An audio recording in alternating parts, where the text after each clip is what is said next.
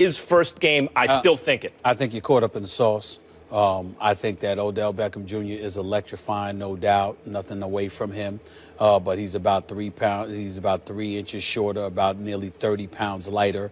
And I think that you're limited in where you can put him on a football field. Now, his speed, his athleticism, his ability to catch the football and all of that stuff is obviously rarefied air. I think he's one of the top 3 receivers in all of football. And if you want to make an argument to me that he's just as, if not more electrifying than Antonio Brown, okay, fine. Even though Antonio Brown is big time in my eyes as well, they do the same things on the football field, not just as wide receivers, but also in special teams, which I saw Odell Beckham Jr. performing in yesterday.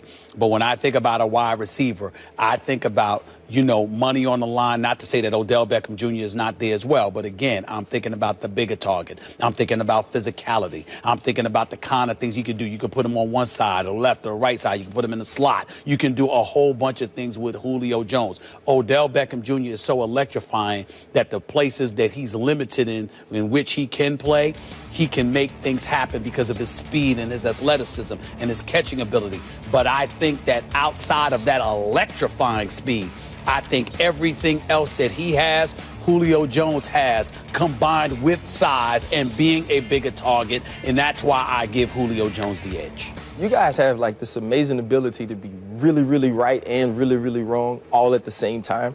I think it makes you both geniuses, by the way. I came on here to say Odell Beckham Jr. was the best in the league, and then you talked me out of it with your argument for him, because you mentioned guys like Jerry Rice and Randy Moss and Michael Jordan. I got confused and mixed up all in there because he's none of those people. He isn't. But what Odell Beckham Jr. is what I've been standing on the table saying Antonio Brown has been for years. Because everybody will make that argument about Julio Jones. It's the size, right? And that's something you can't teach. That's something you can't coach. And Julio Jones has those things, plus all the other things that these guys have in a bigger package. But I used to say this about Antonio Brown, and now Odell Beckham Jr. has moved into that spot for me. I used to say if you take all of that away, sort of like your pound for pound argument, right? Because if Lomachenko fights somebody other than Walters who's big, he's going to lose because of the size.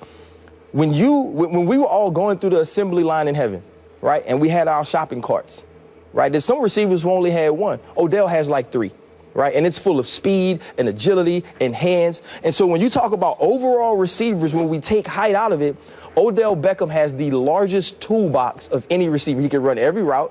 I don't agree with Stephen A. that you can't put him certain places because he can play slot. We've seen him run the ball from the backfield. He can be the #1 receiver outside. And the ability, if you saw it yesterday, the ability to catch a crosser with Joe Hayden, thought to be one of the league's better cornerbacks, chasing him and totally outrun his angle and the angle of 3 other people to score the touchdown. Little slant, take it to the house. That is rare. And he can do that. I think that's something that Antonio Brown used to be able to do. I feel like he's lost a step of that explosiveness, which makes Odell Beckham Jr. take that spot of power for pound best.